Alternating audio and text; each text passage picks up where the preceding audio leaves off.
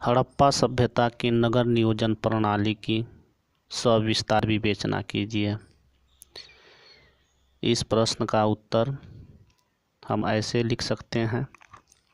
हड़प्पा संस्कृति की सर्वप्रमुख विशेषताएं इसका नगर नियोजन है। हड़प्पा एवं मोहनजोदड़ो की खुदाई में पूर्व तथा पश्चिम में दो टीले मिलते हैं। पूर्वी टीले पर नगर तथा पश्चिमी टीले पर दुर्ग स्थित था। दुर्ग में संभवतः शासक वर्ग के लोग रहते थे। प्रत्येक नगर में दुर्ग के बाहर निचले स्तर पर ईंटों के मकानों वाला नगर बसा था, जहां सामान्य लोग रहते थे।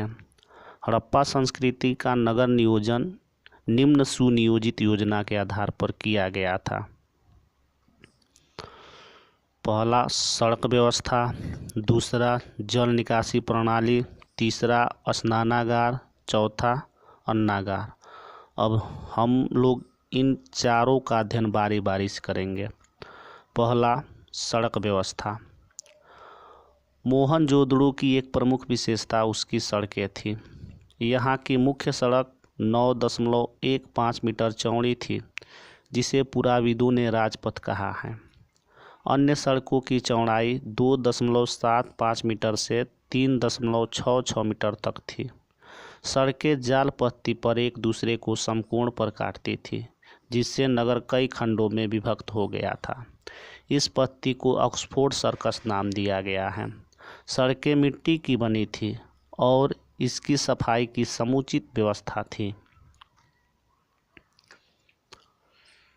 दूसरी विशेषता है जल निकासी प्रणाली। हड़प्पा सभ्यता की सर्वप्रमुख विशेषता इसकी जल निकासी प्रणाली थी, जो अन्य समकालीन सभ्यताओं में देखने को नहीं मिलती हैं। यहाँ के अधिकांश घरों में निजी कुएं एवं स्नानागार होते थे।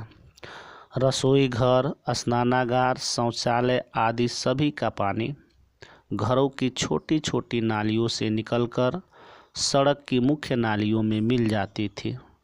मुख्य सड़क की नालियाँ ढकी होती थी और इनकी सफाई एवं कूड़ा करकट निकालने के लिए मेन होल बनाए गए थे। तीसरा विशेषता स्नानागार की थी। मोहनजोदड़ो का स्नानागार सिंधु सभ्यता का एक अद्वितीय नमूना है। यह 29 फुट लंबा, 23 फुट चौड़ा तथा 8 फुट गहरा है। यह स्नानागार एक चबूतरा पर बना है, जिसमें नीचे उतरने के लिए सीढ़ियां हैं और बगल में कुआं है, ताकि स्नानागार में निरंतर पानी उपलब्ध रहे। स्नानागार के ऊपर एक कमरा बना है, जो संभवतः कपड़ा बदलने के लिए प्रयोग किया जाता था। इस स्नानागार का प्रयोग विशेष अवसरों पर सार्वजनिक स्नान के लिए किया जाता था। इतिहासकार जॉन मार्शल ने इसे तत्कालीन विश्व का सबसे आश्चर्यजनक निर्माण बताया है। चौथा विशेषता अन्नागार या धान्य कोठार की है। मोहनजोदड़ो का अन्नागार 45.72 मीटर लंबा और 22.86 मीटर चौड़ा था। संभवतः यह हड़प्पा सभ्यता की सबसे ऊंची इमारत था।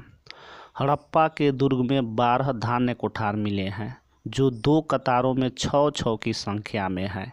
यह धान्य कोठार ईंटों के चबूतरों पर बने हैं, जिसमें हवा जाने की व्यवस्था भी है।